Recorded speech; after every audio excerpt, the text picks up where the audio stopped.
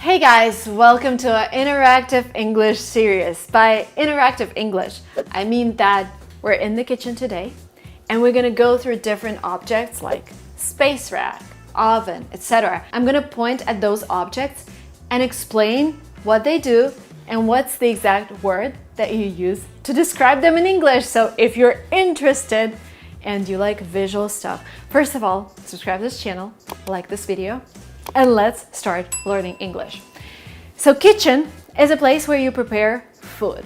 In some American homes, you also have a dining room, which is separate. So you will prepare your food here.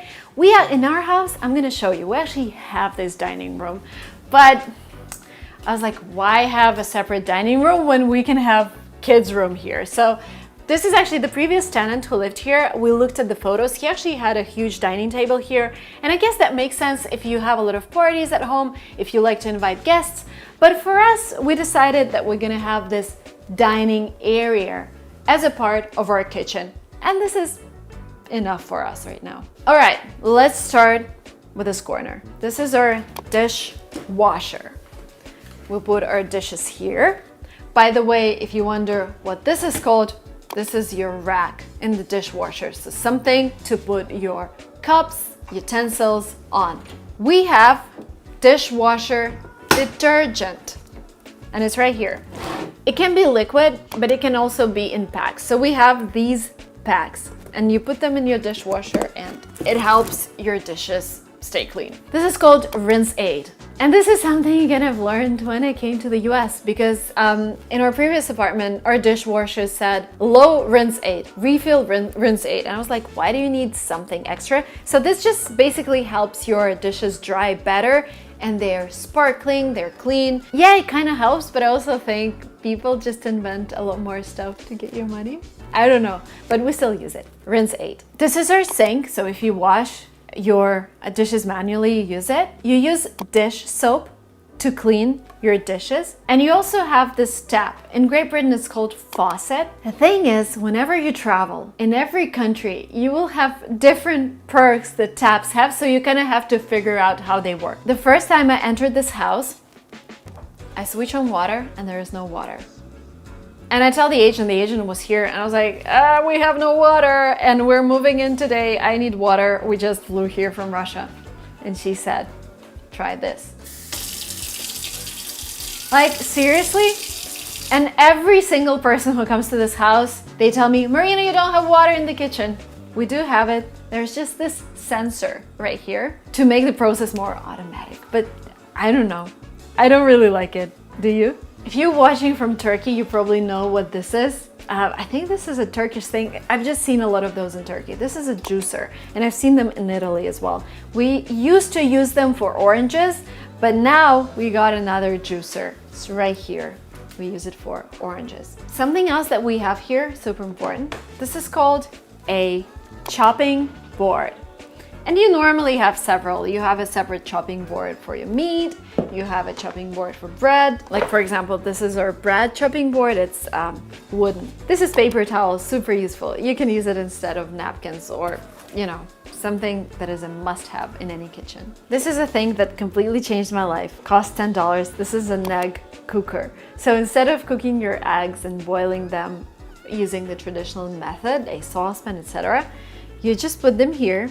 You add some water and it starts and then it stops automatically, makes the sound. Since we got it, we just use this. We stopped doing eggs the regular way. We have our kettle here, but the thing is, another life hack, we got a water dispenser. So here in the US, we pay around $6 to rent it every month. But this water dispenser actually dispenses hot water, which means we stopped using the kettle. We only use it when we need a large amount of water for like boiling tea for many people. But if I want to make myself a cup of tea, I will just use this water dispenser.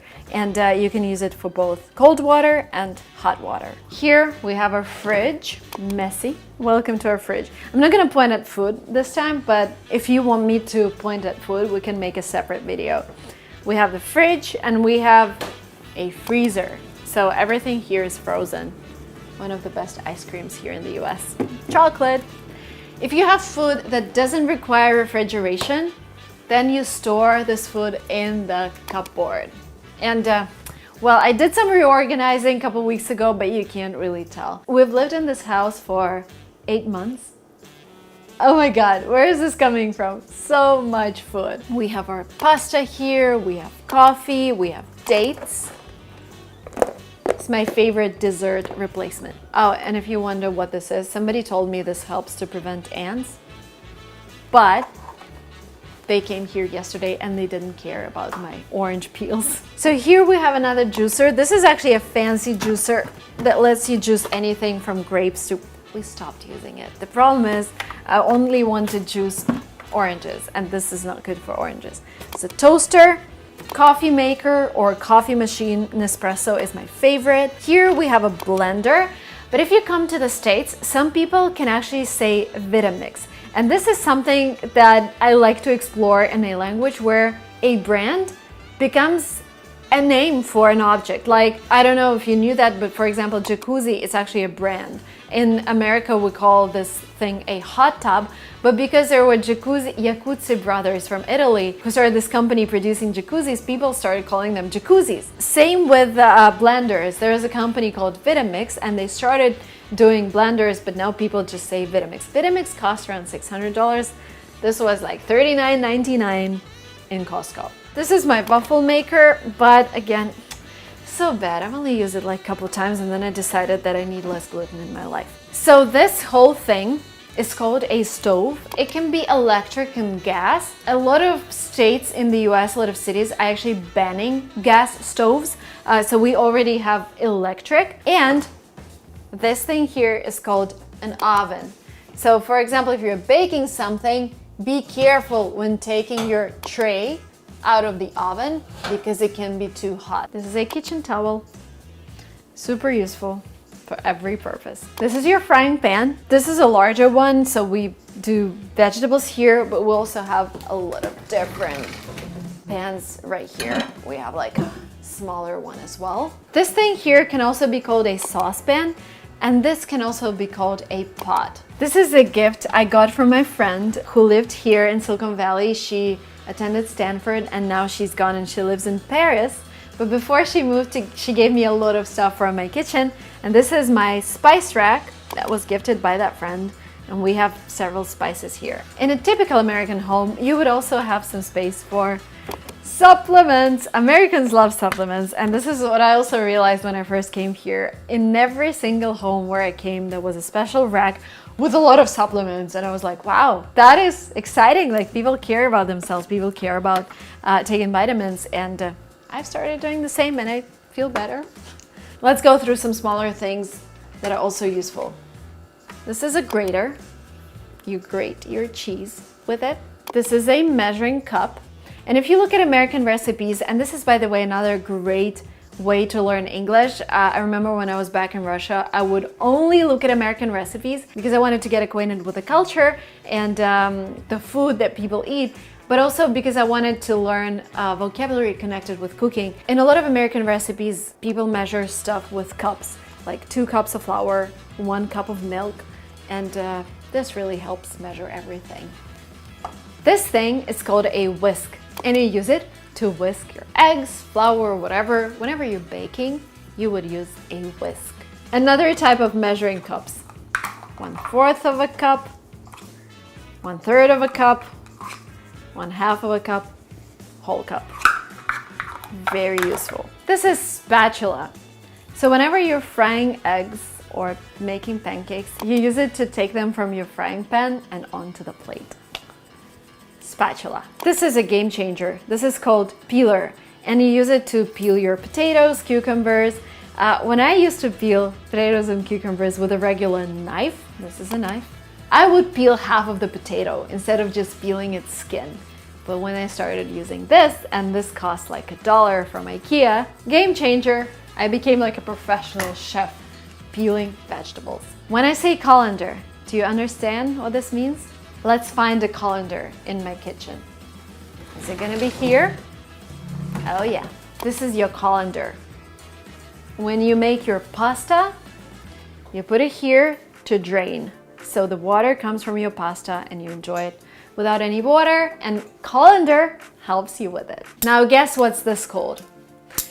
And again, depending on where you're from, when I first saw it, I was like, what do you use it for?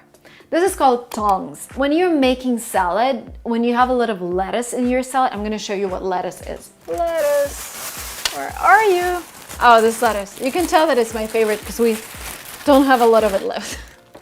Oh my God, something is living on it already. So this is lettuce.